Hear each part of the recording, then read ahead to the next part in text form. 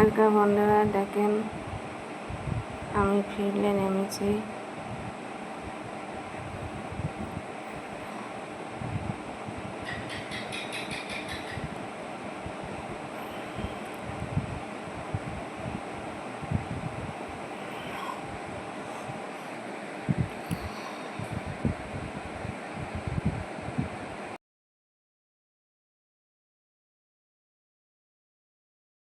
আশা করি তোমরা সকলেই ভালো আছো।